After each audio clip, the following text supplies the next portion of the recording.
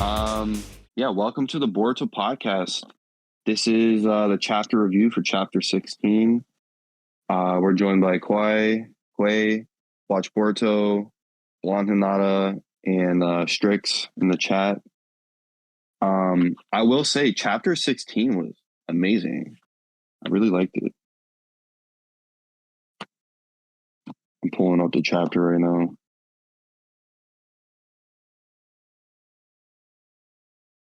And I actually didn't really read the leaks. I just waited to read it. Yeah, I didn't read it once I seen the first sneak peek. I was like, oh yeah, I gotta wait. It was the It was the ending. Konohamaru, Sarda, and all them meeting Yodo and Araya, I think his name is. The other one, the guy, Araya. Yeah, it's Araya. Yeah. Interesting. I will say the artwork is crazy. They're super dripped out. Like always. Yeah, right. Ikemoto. So the beginning of the chapter, page 1 or page 2, starts off with literally space-time ninjutsu. And it shows Kashin Koji. Basically, these panels right here, Kashin Koji is literally talking to Boruto and explaining to him that he masters his own version of Flying Raijin, but it's not even Flying Raijin.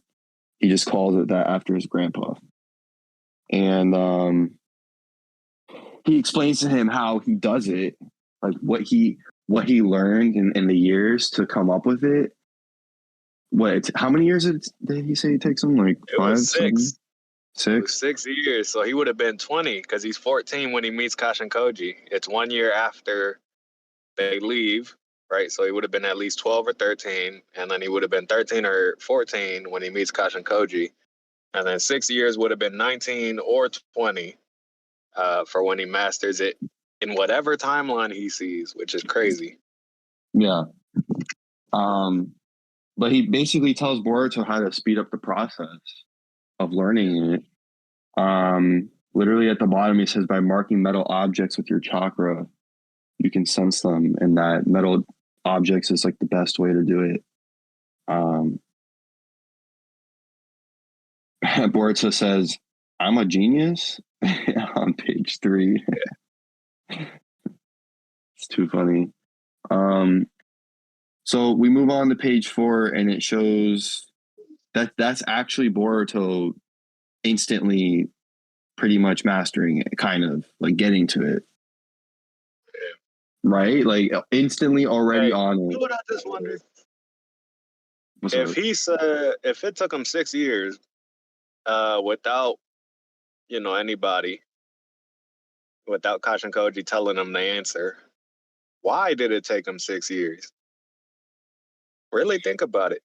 He's a genius already, right? He is there's no reason he wouldn't. Oh, let me think of symbols. Symbols is pretty easy, comparatively, at least, answer that you could get to. For how do I differentiate which one I want to go to? All symbols, because if it's all just he's putting chakra into these things, whatever it be, his tools, like the shuriken first, and then he has to pick one or the other one. That's easy to come up with. Maybe it's just me. Yeah, I feel like that's an easy answer. You got a point, but I was thinking if he's on the run for 6+ years without Sasuke, it's like I didn't even think things to last 6 years. That's where we're going. That's what I'm heading at. So if it ain't that he just couldn't think of it in 6 years, it's something else. And with this timeline ability that he has, that he could see the future or every future, they should really do more of that right there, where it's like every possible future they just show you for one chapter what would have happened right there, what would have been, literally. Because whenever they did it the first time, in what chapter did it reveal that he had omnipotence? Or not omnipotence, prescience? It was 12 or 13. It was like Maybe 12 or 12. something, right? Yeah. So it had to have been, because it would have been a good cliffhanger for the volume, every 4. Volume 3 would have ended off on that. I don't know. But whichever one, when they showed us, because it was like movie reels, right? All around him when he was about to get eliminated by by Ishiki. Jigen or Ishiki, Jigen, but he died, so then Ishiki. When they showed us all those like glimpses of the movie reel snapshots of what would have happened, it was cool just to see one frame of the one where Naruto's on the ground because he got defeated, he didn't win. The one where Sarada and Boruto are on the ground defeated by Kawaki at, which would have been what, chapter 77 or 8 when he got his eye cut. Yeah, chapter 78. Yeah. And then what was the other ones they had? It was another one on there. I mean, they did bring up how in like one of the timelines, Code hypothetically got there was a bunch of beat everybody. Talking about the timelines where Code wins, where Kawaki gets defeated, but he's whatever. Like all these timelines, which is cool to just show us a glimpse. But I want to see like a full chapter of just that one timeline. Or just a future timeline that he sees, and then boom, you're at the end of it, you're like, oh my God, that was just one possibility. So this is, because then that's going to show, right, exactly what they're working for, so that one that we would get shown doesn't happen. But, which is why I want to see the one where it took him 6 years.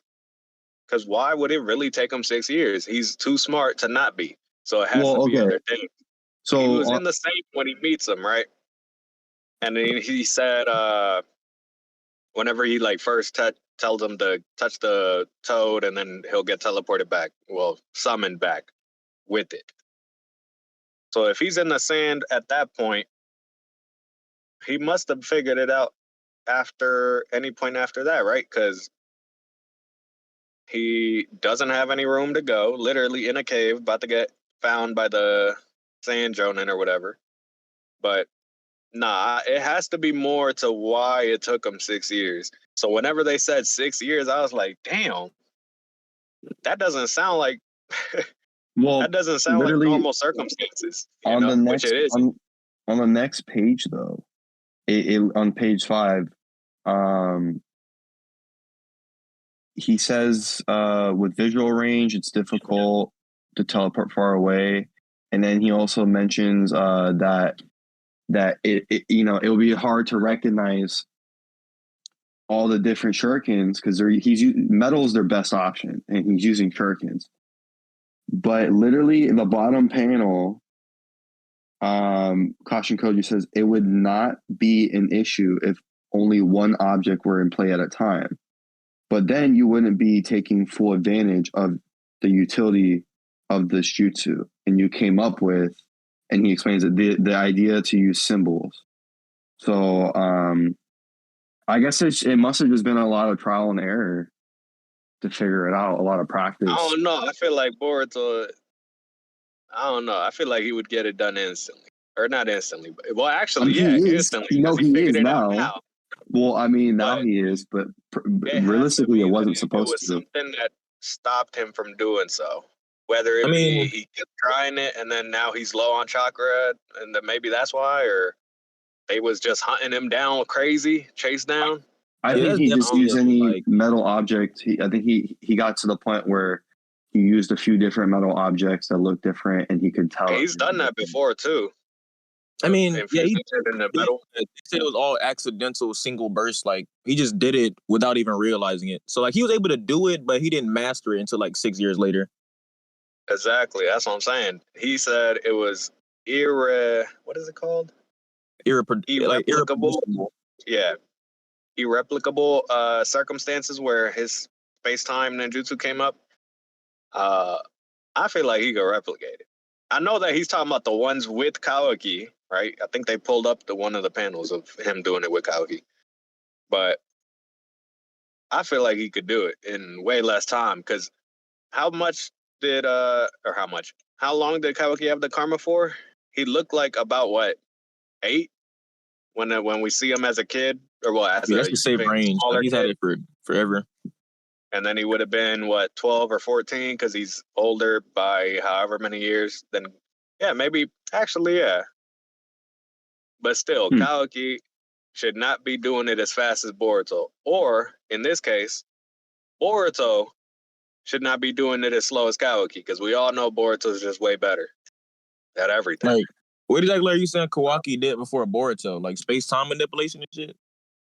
That's what exactly. Because he's, when they first did it in 40-something, when he went to go, like, get Naruto back from Boro, he was like, here, put out your hand. So he was telling Boruto how to do it, right? I mean, that is true, but like Boruto is but also the one without Kawaki's help who managed to swallow up Ishiki in the dimension. I mean, but he was able to. He was also. I feel like Kawaki learned that from Ishiki anyway. That's just some like innate karma ability. Like using karma, they just simply know how to do it through getting the experience. That's what I'm saying. But like, I don't know. It's something up with that timeline. There's something we're not being told on purpose. Obviously, we all know how it works. Something we're not being told as to why it's really taking them long on everything to speed it up. Okay, so we move on to the next page. Boruto's like, all right, not a problem. I'm gonna master this right now. Let's keep going. I got a lot of things to do. And Akash and Koji's like, we got to do this shit. Next page, page 8, they're back in the cave. And this part is very interesting. And I feel like it changes, their conversation together here changes a lot. And by the look of Akash and Koji's face, he's totally in a different world at this point. Like he's so serious. So he says at the bottom, Kasha Koji says, it is truly ironic, but the more people that know it, the more the nature of that future will change. Once you know a future, you can no longer act the same as before you knew it. Instead, it will branch in complex ways, making it even more difficult to predict. And he goes and explains a lot more into it here on the next pages. But the part that I really wanted to mention was on page 10, Kashin Koji said, Boruto's like, why we singularities? Kashin Koji said, just like me, you've become a singularity. And at the bottom, it says, and then the next page, here's Ada, as have you who will likely see this sooner or later, Ada. And Ada's watching this. And she's understanding that she's a single. So as of right now, we have confirmed 3 singularity of fates, people who can change fate, which I think is huge. These panels are huge.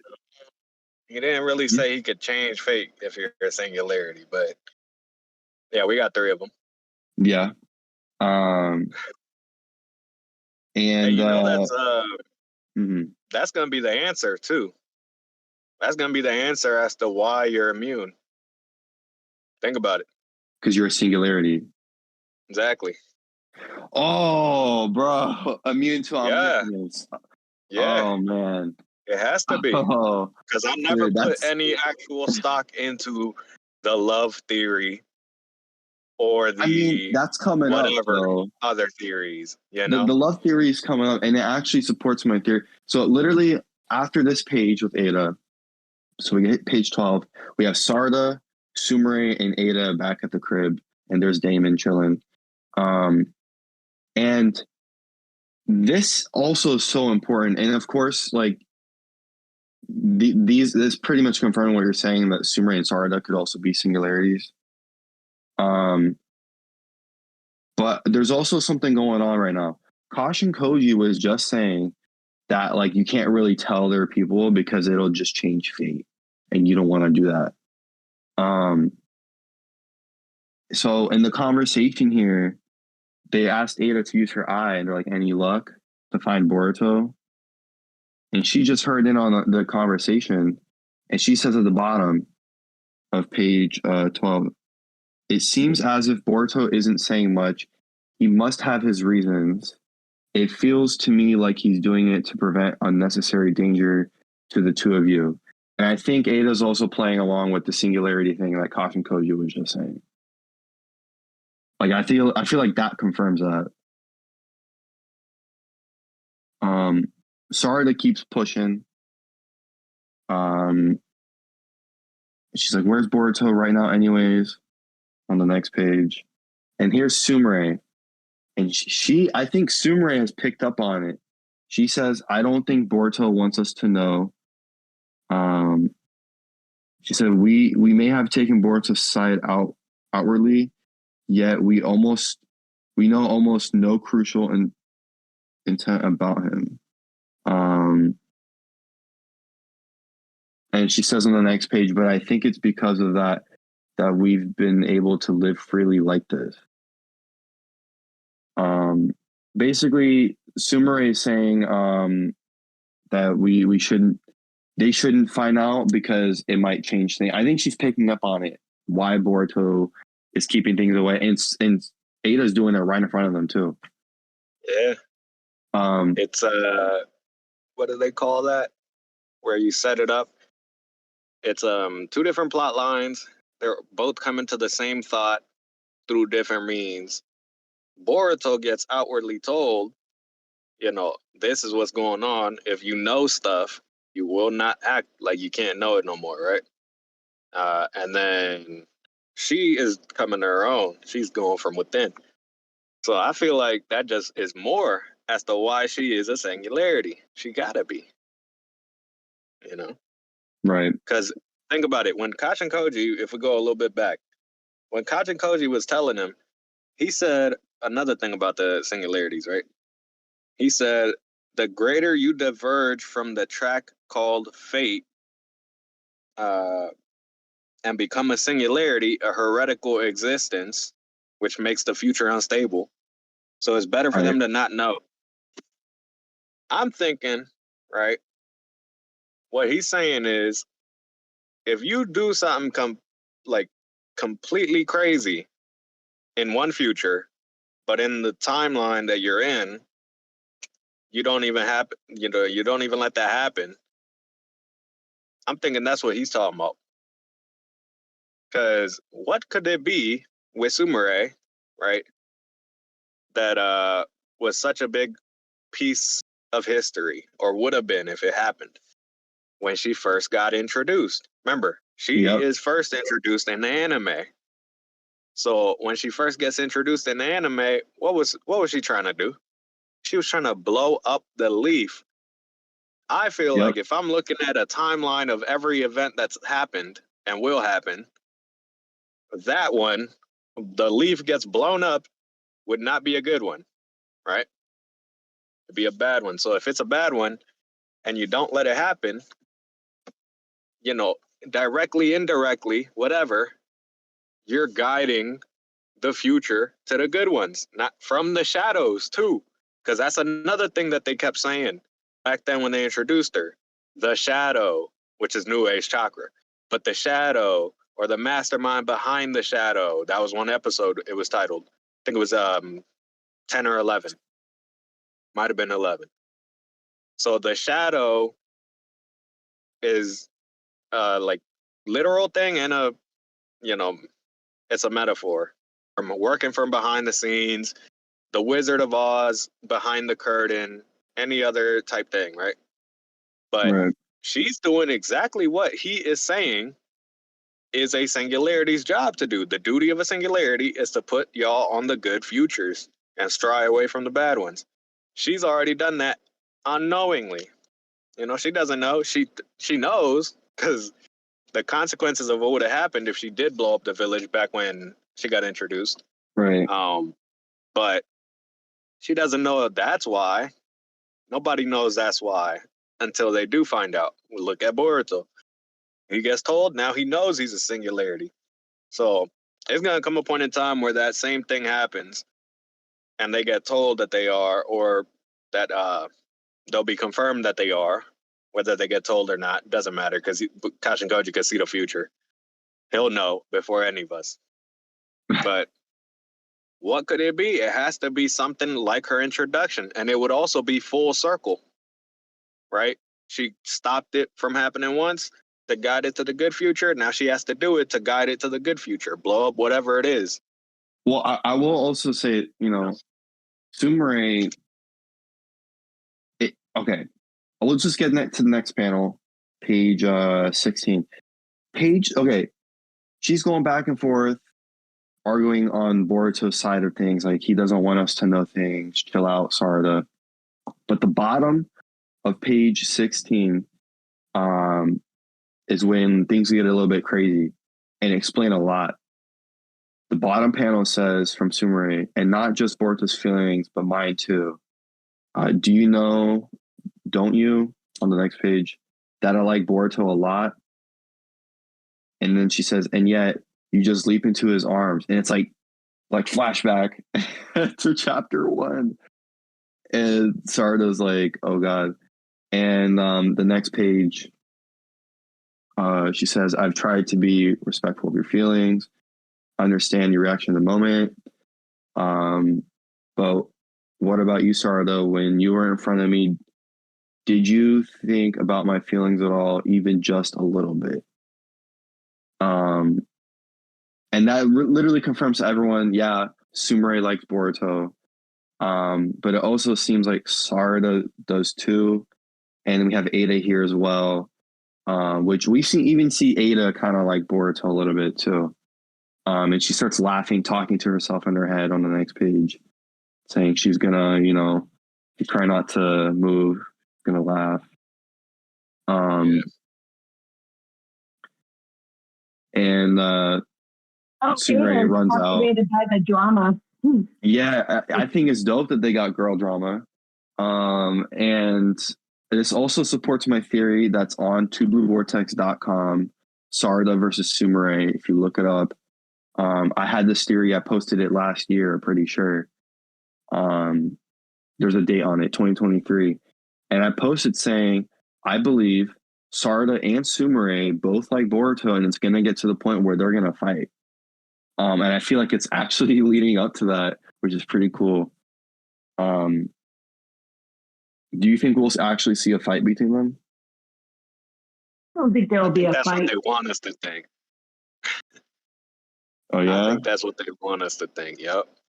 Because, I was actually surprised seeing everybody else and what they thought about this chapter.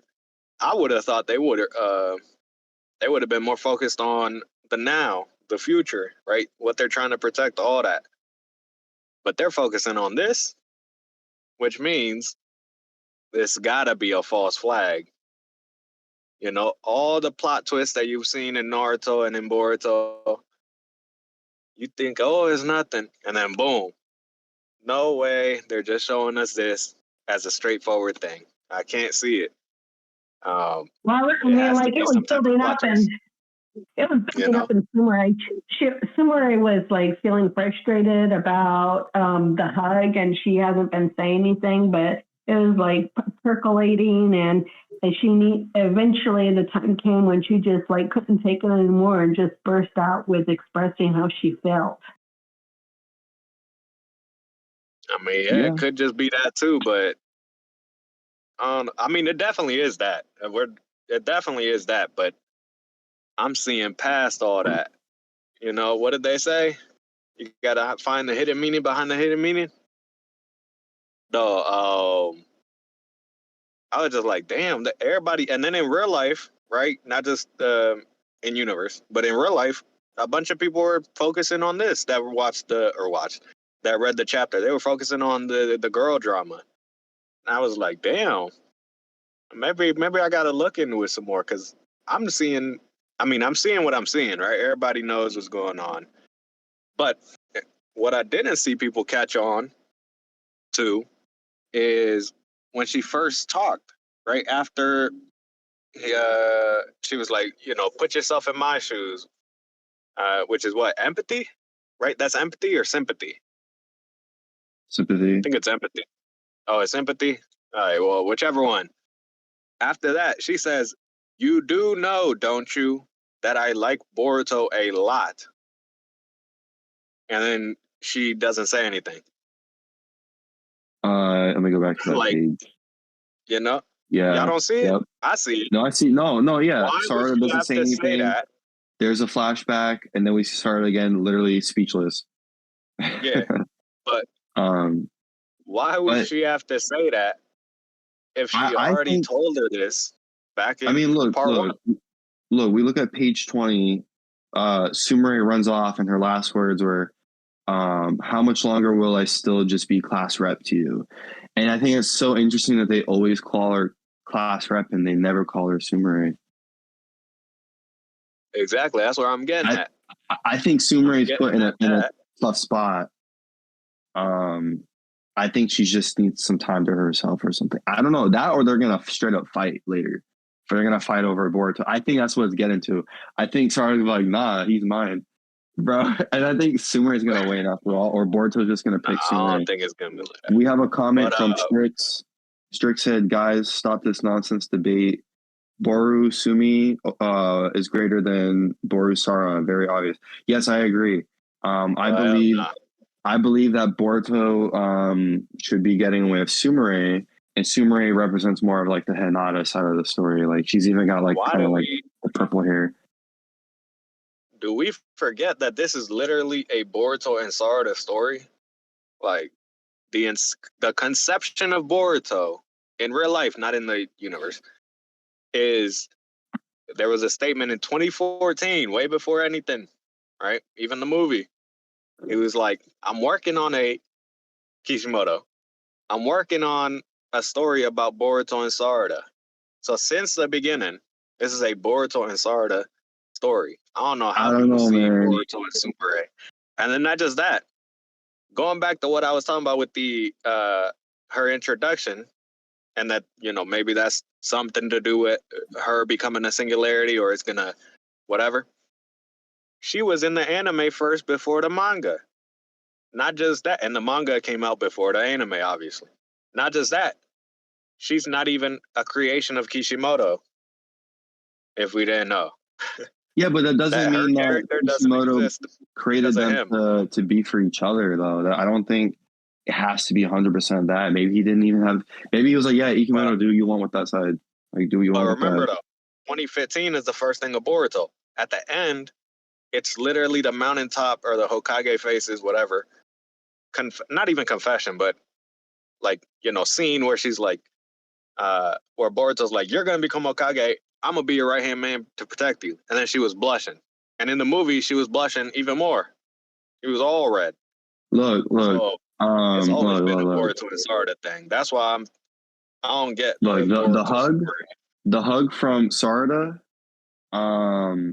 It kind of reminds me of when Sasuke was gone for so long, and or something, and Naruto went to go see him or something. I don't know what it was. It was in Shippuden. What? And Sakura pulled up and did the same thing, same type of hug or whatever on Sasuke, and like Sasuke like threw her. So I don't know what happened, but it seems kind of similar to that. We have a comment from Strix. But honestly, Boru Sara is extremely forced. At least it feels like so. It's not. Okay. We just not paying attention. That's what it is. Okay, let's move on. Well, no, look, right. So, Sumire, you said she was like, "How long I'm gonna be class rep to y'all, or to you, whatever." That's us being told we got to find out more about what happened. But we already know what happened. But we're gonna have to look back at what happened when she was a class rep to them. When? Oh, that was in the anime, because that was never in the manga.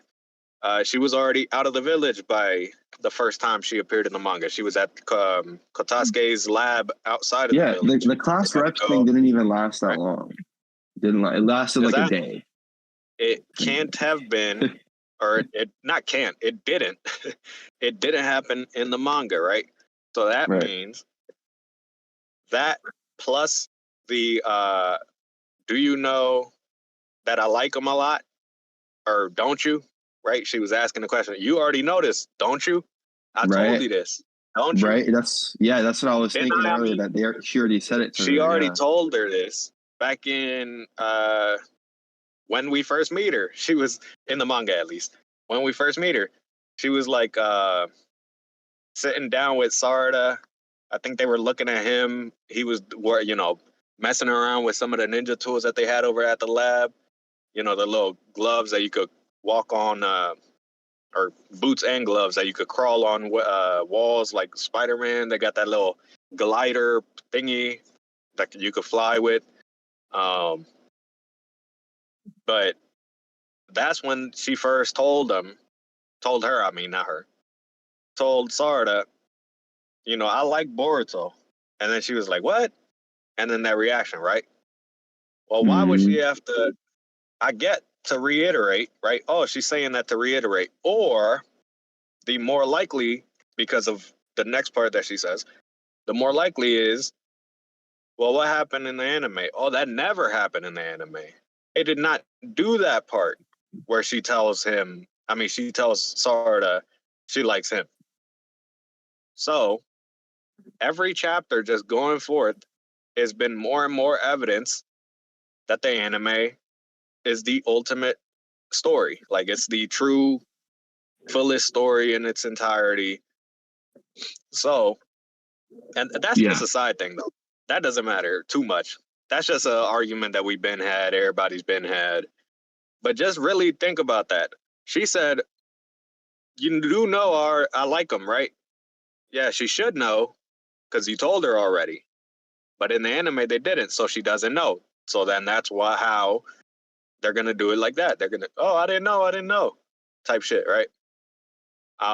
Because it's not like she didn't acknowledge the first time, right? She was all blushing and shit, talking about some what? Whenever she was, they were at the lab, right? So then the next part with the class rep never happened. Yeah. Never happened. So do you know what episode? Hold on. Do you know what episode that was in? Which one? When she blushed at the lab. Oh, no, but I know the chapter. The chapter is back in part 1. I think it was like, I think it's 18, 17, around there, because Ao is what, 15, 16, and then 17, 18. It's whichever one is called Hand or The Hand. I don't know how they translated it into, but whichever one that one is, when they went on the mission, they got on the train, they were with Ao, then they got off, right?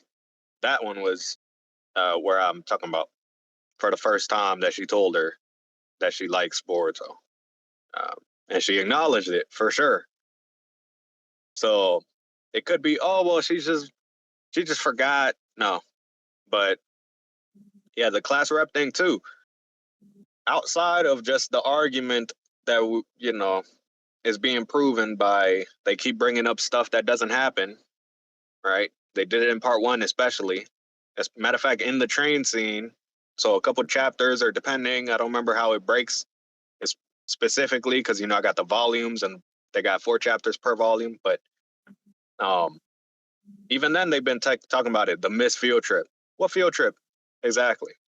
So outside of just knowing more about, and what they're going forth with the timeline of events,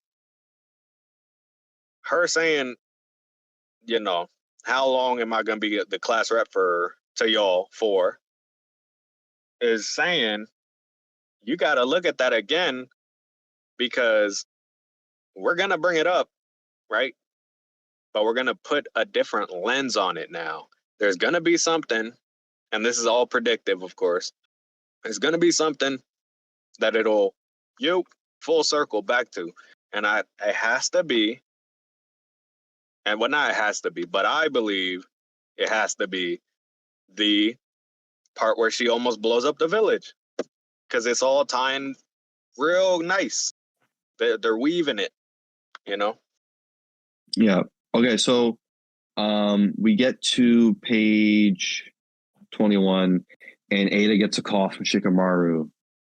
He's like, "You have a minute? I'd like to talk to you." And then literally the next page, we get to these old elders. How old are they? They're like, 101. I think they're 100 or 90.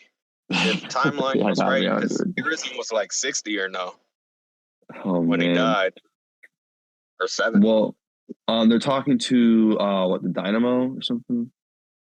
Feudal Lord. Yeah, the feudal lord, Daimyo. Okay. Daimyo, yeah, and he said he's been hearing things from some villages, and they're asking. They heard that he's like Boruto went to the village a few times. Why didn't you catch him? And they're like, please forgive this. And he says, recapture him, snuff him out quickly. Should you fail, those responsible will end up being brought to task. He's finally gonna kill him. Who knows? But that was the one kid's dad that was in the anime, right? When Boruto became friends with Tento's yeah, dad. Tento, yeah. And that's the father, which is really cool to see. I think that's awesome that they incorporated that. It's beautiful.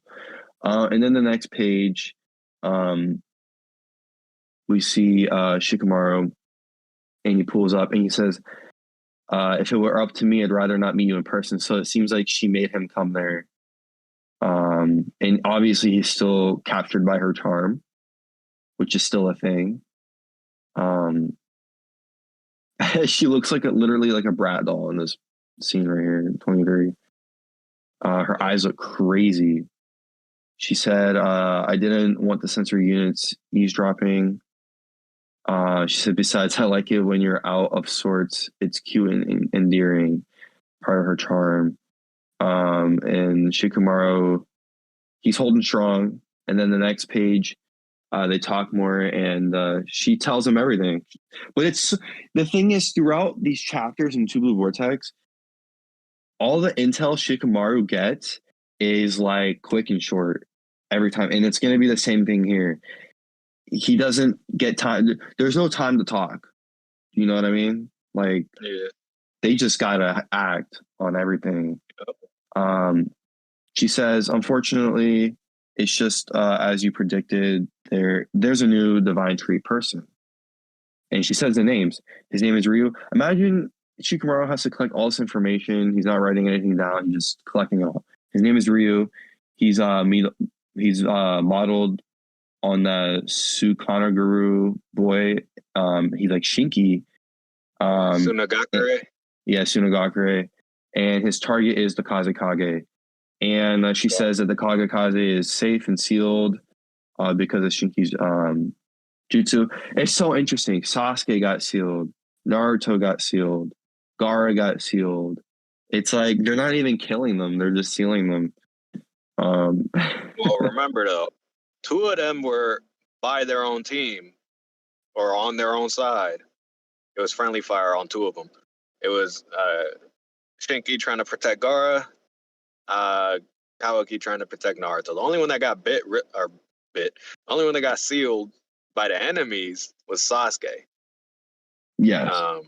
And that was really just because Boruto had to get away. He probably wouldn't have, or, again, we don't know. We didn't see what happened, so we can't speculate too much. All we know is what they told us already, right?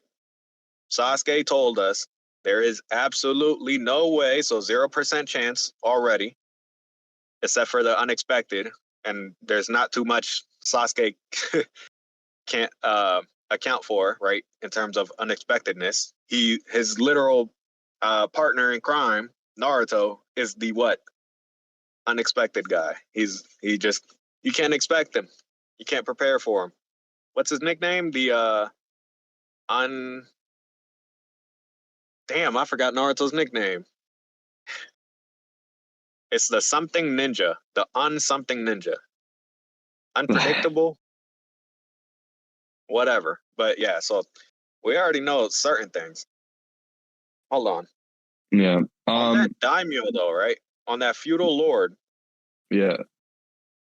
I think I know what they're doing with all this. Because if you look at it, right, on the chapter, it's one page. It's one physical page, and that's it. Yeah, I was gonna mention that it's literally only one page of that.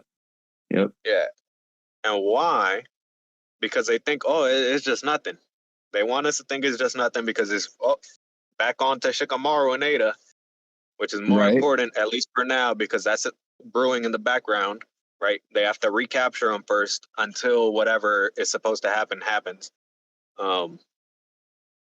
And what could that be? I don't know. What does he mean by those responsible will end up being brought to task? Because I don't think he means he's going to, get rid of the elders. I don't think that would be smart. He's going to kill people, though? He's going to just kill them? I think he's talking about whoever was the person that let him out in the first place, which would be Shikamaru. Oh, you got a point. By what means, though? By what means? Because it's not like he's anybody. He's not a nobody, but he's not Shikamaru. So no way. Is Shikamaru gonna go for that? I don't think so. Wait. You think that he's gonna put a hit out on Shikamaru, and Shikamaru's gonna have to flee the village? I don't know. Well, I don't know about all that, but I feel like it's gonna be, a chess game. Speaking of Shikamaru, a shogi game, which is the chess in their world. Yeah. But I feel like it's gonna be a chess game right there.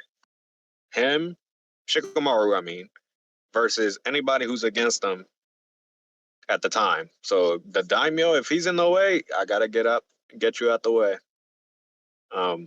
Right. Which is another thing, right? Yeah. They keep giving him all this information. What's he supposed to do with it, right? Well, we know what's he supposed to do with it. He's supposed to just do what he thinks is supposed to be right. And what that sounds like, how I was talking about with the Sumire thing, how they're telling us to go back and see, well, they're not telling us, but basically telling us to go back and see certain events through a new lens now. It was one event. It didn't happen in the manga. One event, though, where I think it's exactly this right here. What's going on? Shikamaru, when he's at the funeral, or not the funeral, but the anniversary of the funeral of all the people that passed away in the Fourth Great Ninja War, they had Ao there, and he was just looming. He was just doing stuff, right? We were looking. It was plotline A, the funeral and all the preparations and stuff, and then plotline B, what is Ao doing in the village, right? Because first off, he's back, right? But then also, what is he gonna do now?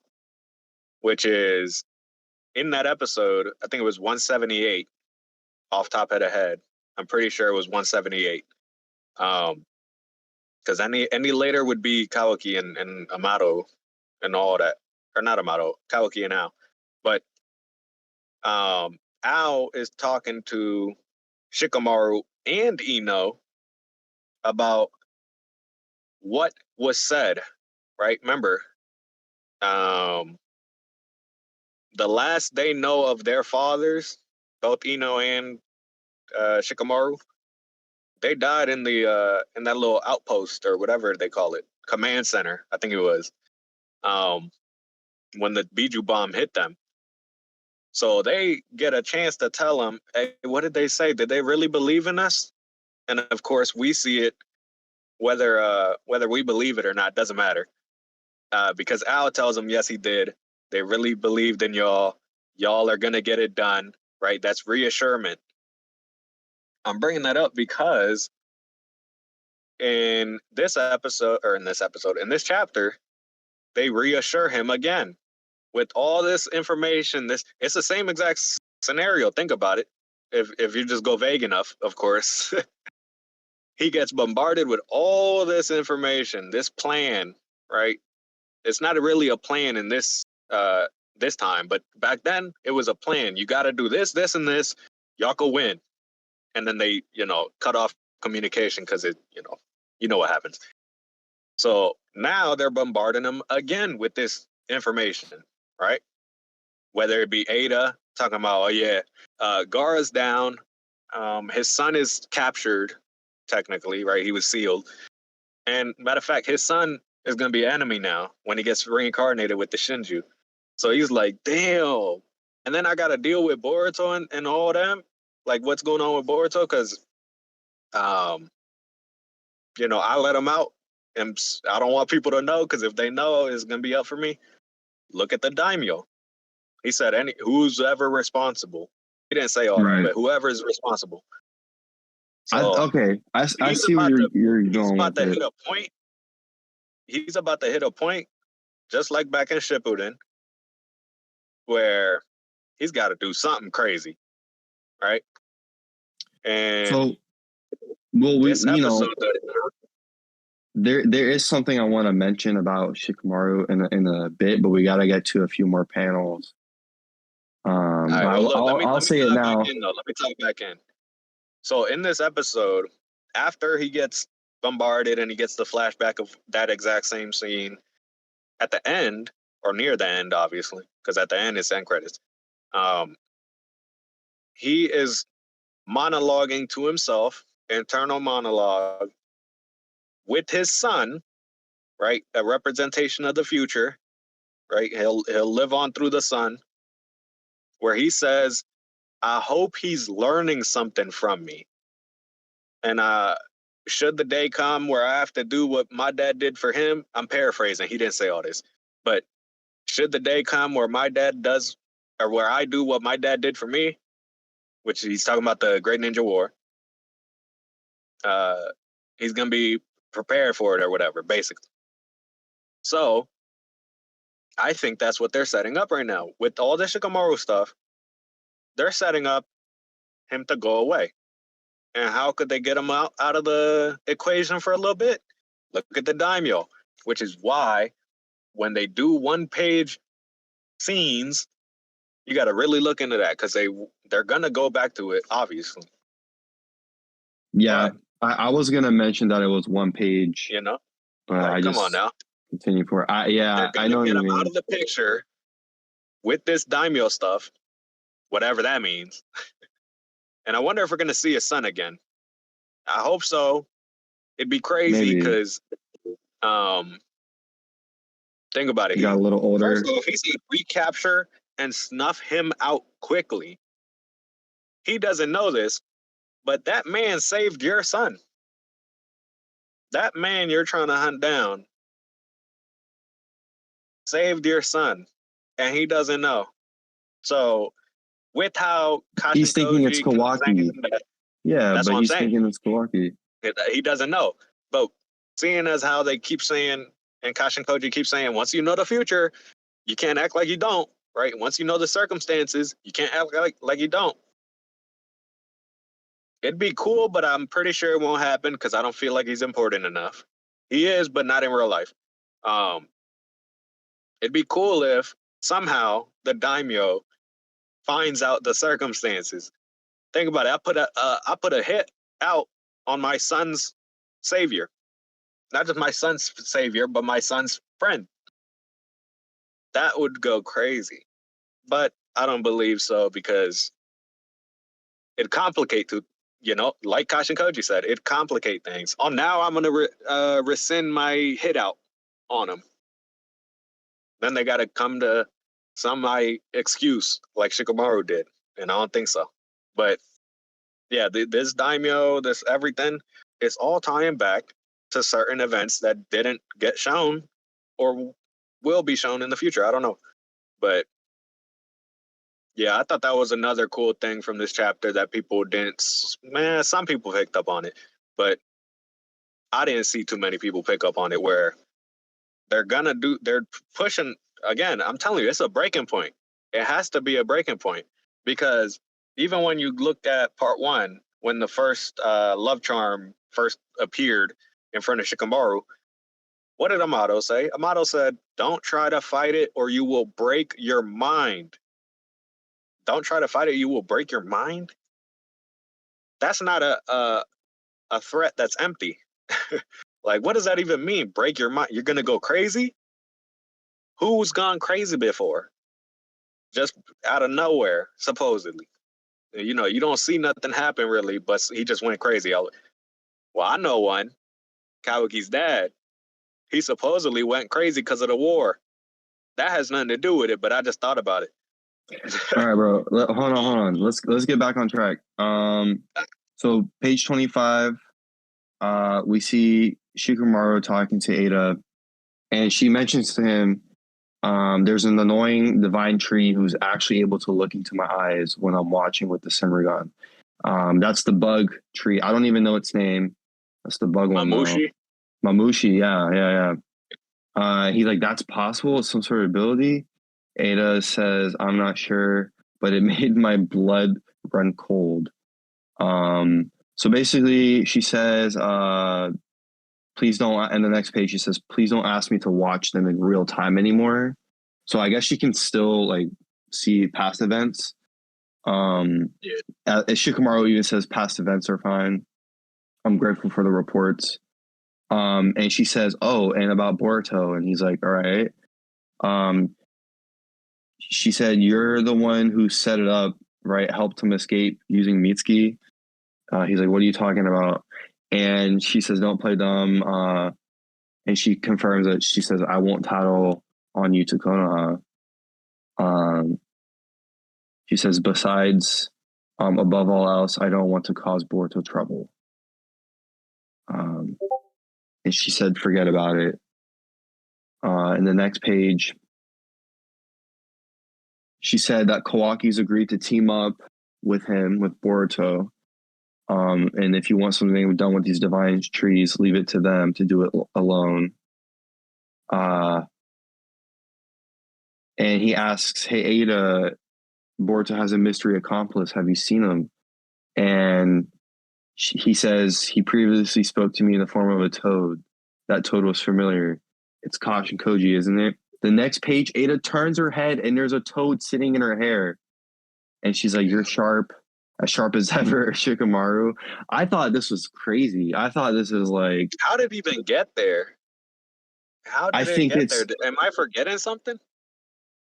Because Ada sees it all with the eye. Because Ada sees it all with the eye, right?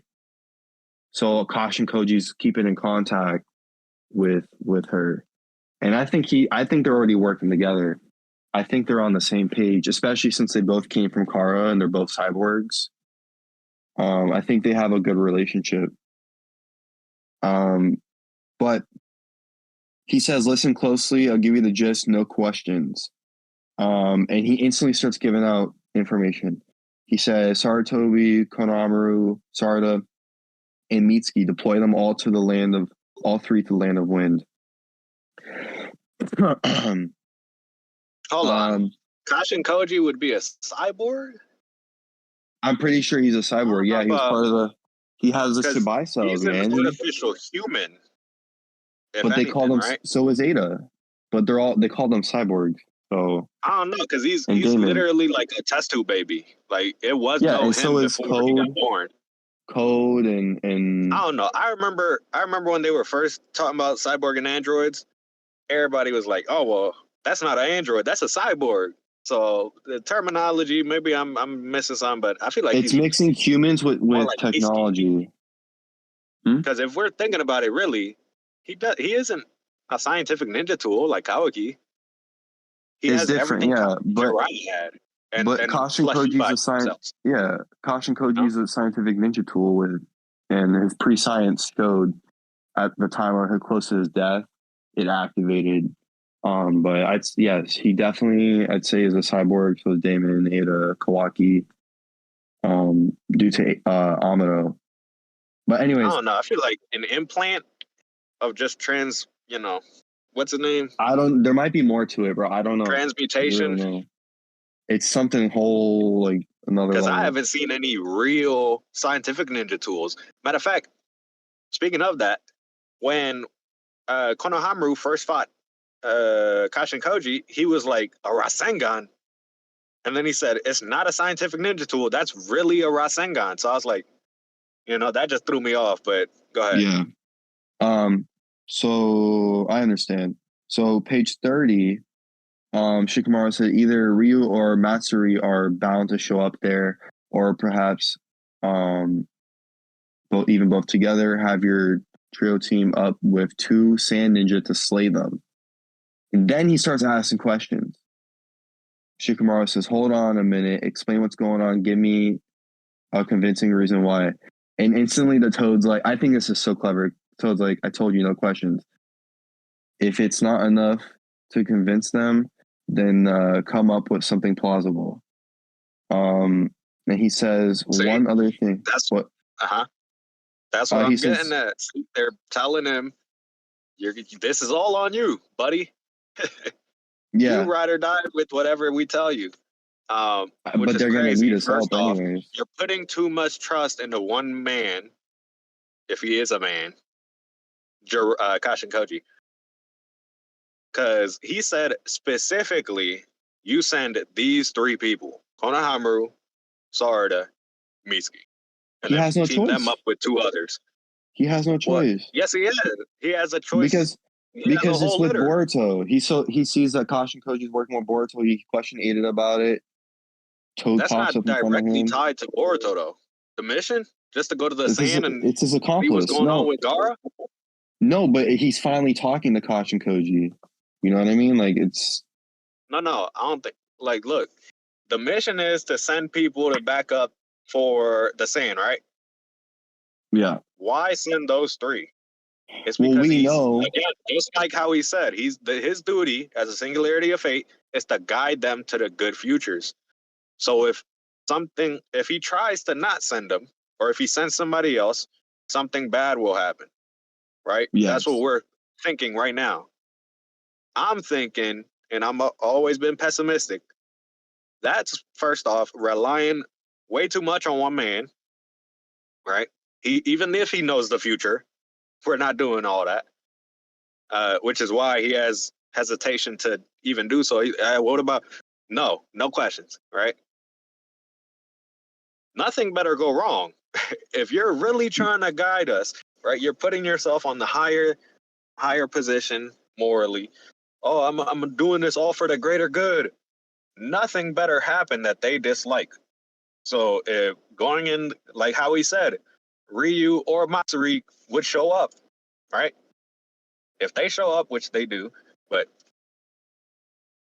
if something bad happens, you know that's going to take a hit with his standard because you told me to do it. You know what I'm saying?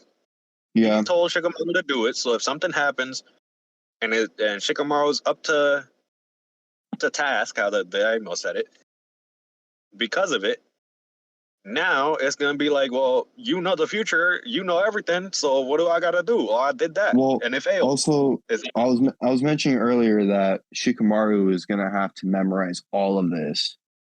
You know, like you know that. He could do that. But that's easy. there's a lot of stuff this frog is telling, or Kashin Koji is telling Shikamaru. On this same page 30, the last panel, he says, "Don't let Himawari outside Konoha. Jura has his eyes set on her. If she steps outside Konoha, it may draw his notice and will result in his death." The next page, the frog says, "And notify everyone to treat him as an ordinary customer. If Jura happens to pay a visit to the bookstore or some such." So basically they're saying that Jura holds Konoha's cultural value in high esteem, and he himself is reluctant to wage battle within the village. So he's basically telling him, leave Jura alone, let him do what he wants. And then at the bottom he says, this is no joke. What is most crucial or critical is not to provoke Jura. Understand that if you truly anger him, we have no choice of winning, absolutely none.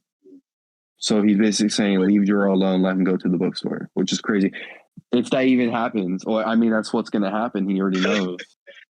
we don't know. It's a possibility, right? He could. I mean, but how he said that right there, right? He said, first off, he said, don't let her out of your sight or out of Konoha, whatever. Yeah. Which is technically their sight because they can see with the bubble, the little sensory team, and they can see a little bit further if it's Ino doing it.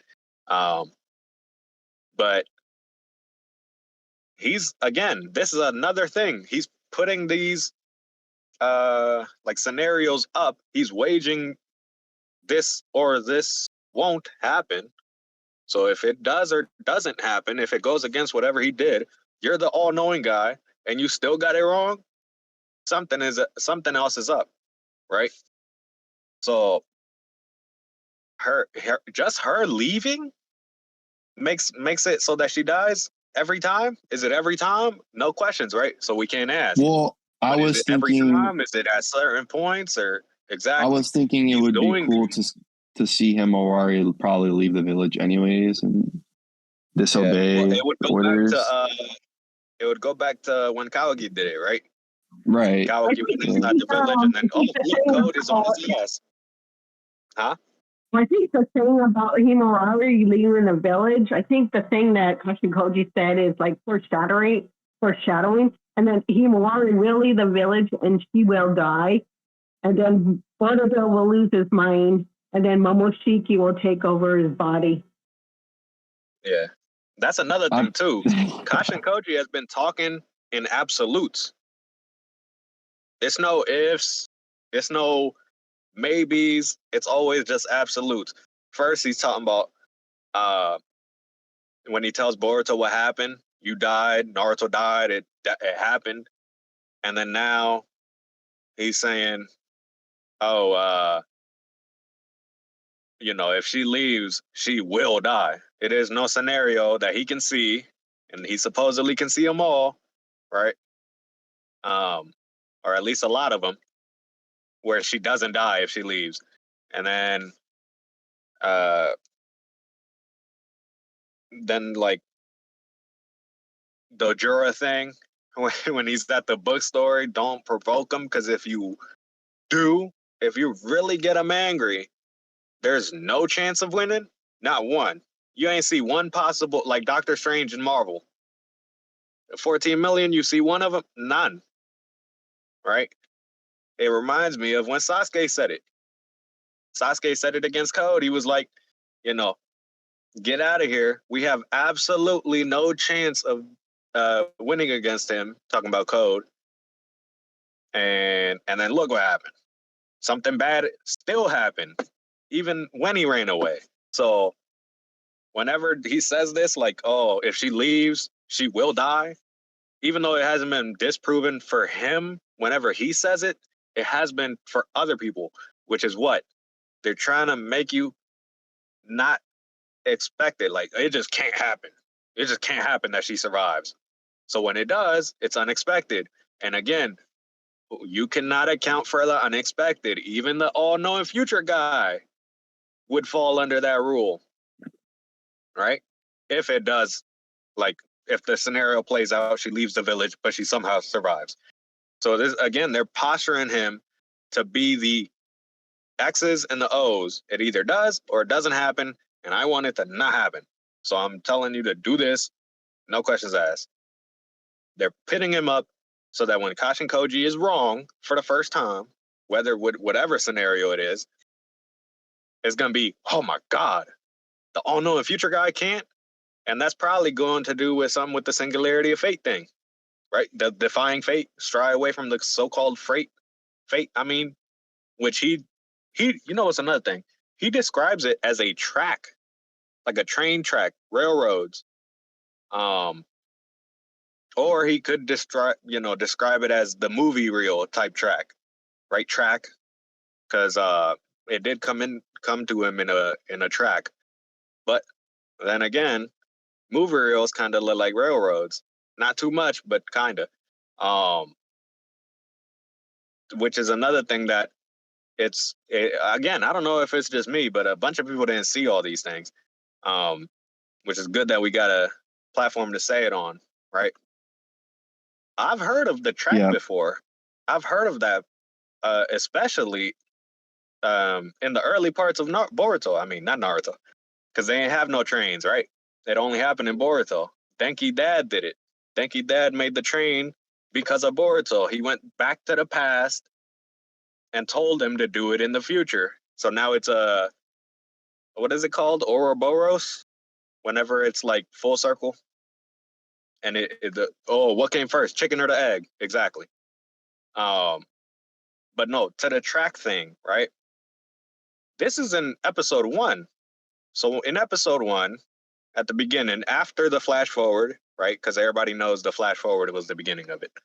After the flash forward in the intro, he says it's two different things where it's brought up at the beginning and then near the end.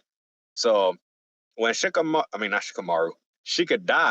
his son, and Boruto are on the train, Shikadai is telling him, you know, he's telling Boruto about himself, and he's likening it to a train on a train track. He was like, so long as you stay on the path, you'll get to your destination, right? So long as you stay on track, you don't defy fate, we'll get to the part that we got to get to, the good future, right? But Boruto, how he talked, or not even talked, but how he responded to what he said, talking about, the destination, whatever, right, is answered in that same episode at the end of it, when after he saves the bullies, right, that were bullying Denki, and then they got one-upped, so they have to retaliate even harder now. When they get put on the train, and Denki, by the shadow, right, Denki by the shadow is put up to this plot of crashing two different trains together on two different tracks. They collide, would have if Boruto didn't stop it. But once Boruto saves them and gets the whole scenario of what's going on, right, the bullies, they're bullies, they're bad guys, but they ain't deserve that. They ain't deserve what's about to come for them, literally, on the other side. So he saves them, saves all of them. Now the train is defective, right? That's another thing, too. Defective train, and you put it on the track still, even if it was at the railroad station and it wasn't on that track, they still put it on that track. So I feel like that train is symbolic, because I always knew, like, this train has to be more than just literally a train, and they're doing literal dialogue about it.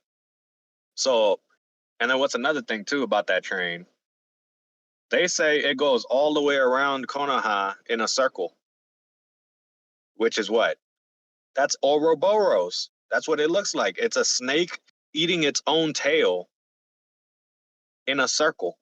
But back to the train, though. How the Boruto answers the whole, like, get to the destination if you just stay on track. What does he say? He says, staying on track ain't for us. Talking about him and Denki, because, Denki was there. So he lets the bad guys, or the bullies, hop onto the other train, and they just literally run off the tracks, and it lands where? Right to Naruto's face. All in episode 1. They're giving you the message before you even knew it. So what does that mean, right? I explain what happened in the anime. I feel like that's literally going to be what it is. They're going on this track.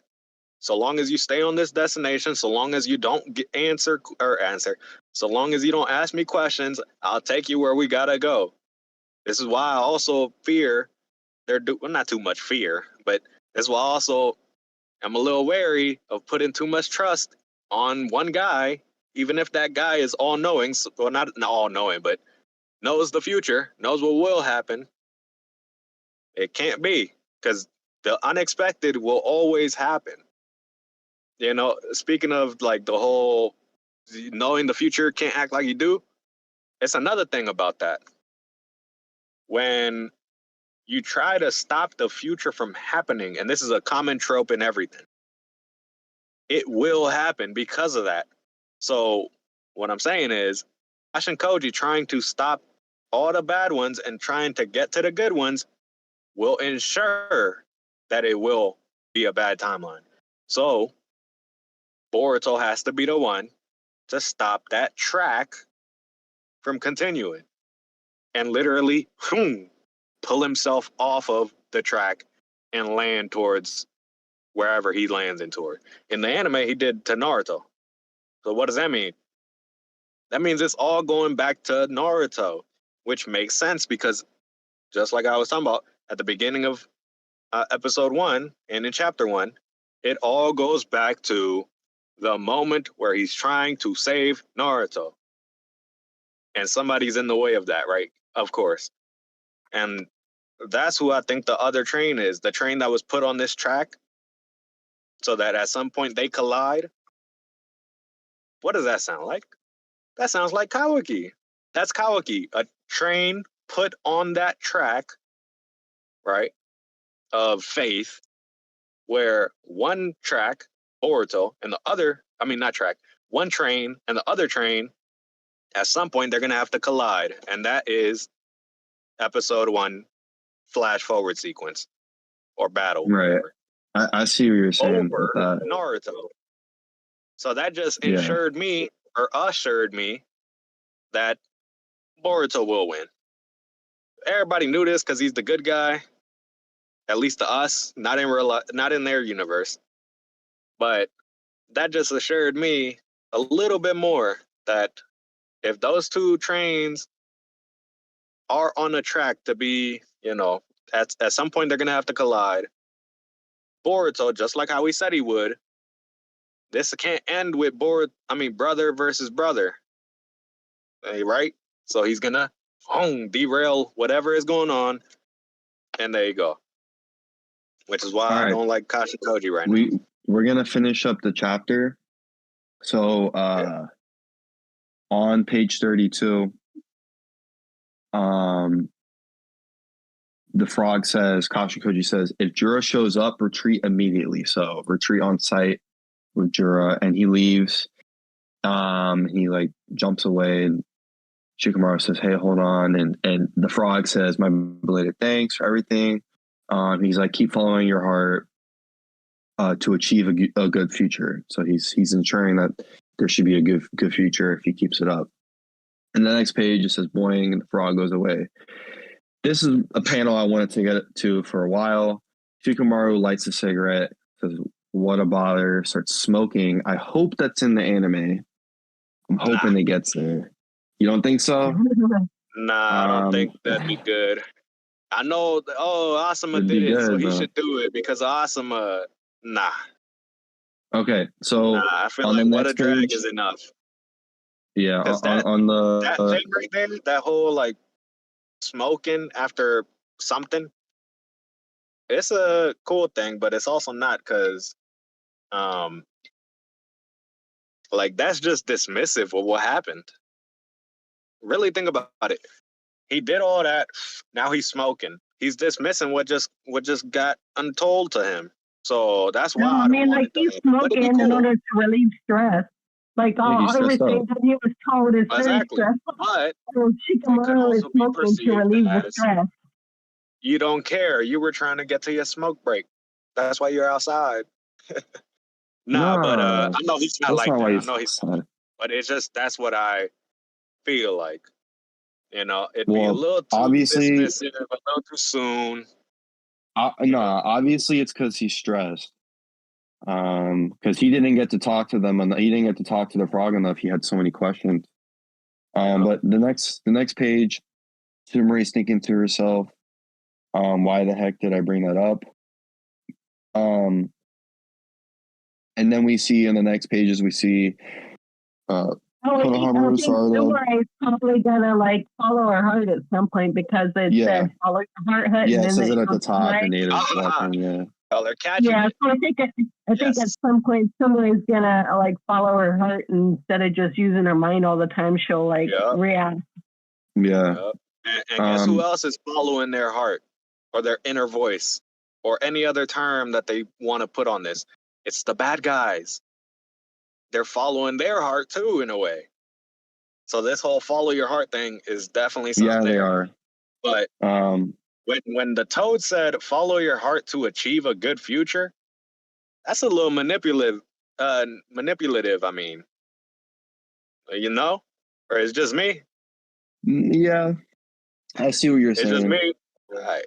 But because I'm telling you, they're putting. But it's more of this little bitty frog. But this conversation, the last part where he has a message for Shikamaru, seems like it's more sincere. Yeah, definitely is sincere.